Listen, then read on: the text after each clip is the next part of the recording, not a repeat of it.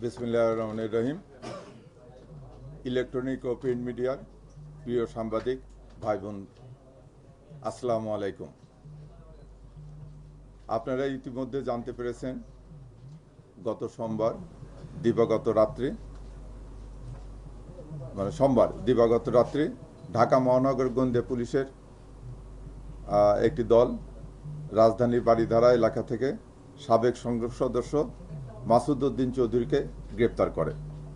গ্রেপ্তারকৃত মাসুদ উদ্দিন চৌধুরীর বিরুদ্ধে ফেনী জেলায় 6টি, ঢাকা মেট্রোপলিটন এলাকায় 5টি, মোট 11টি মামলার তথ্য এই পর্যন্ত আমরা পেয়েছি।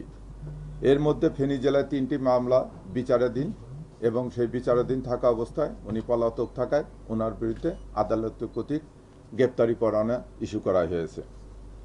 ফেনী জেলায় আরও 3টি মামলা এবং ডিএমপির 5টি মামলা সহ মোট 8টি মামলা এখনও তদন্তাধীন।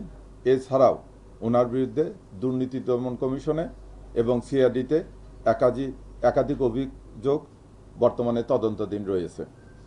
তার বিরুদ্ধে পল্টন, বনানী, কোতোয়ালি, মিরপুর ও হাতিরঝিল থানায় হত্যা চেষ্টা, মানব পাচার প্রতিরোধ আইন ও মানি লন্ডারিং সংক্রান্ত গুরুতর অপরাধের মামলা রয়েছে। প্রাথমিকভাবে তাকে ডিবির তদন্তাধীন পল্টন থানার একটি মামলায় গ্রেপ্তার দেখিয়ে বিজ্ঞ আদালতে প্রেরণ করে 5 দিনের রিমান্ড চাওয়া হচ্ছে। আপনাদের সকলকে আন্তরিক ধন্যবাদ ও কৃতজ্ঞতা প্রকাশ করছি। ধন্যবাদ।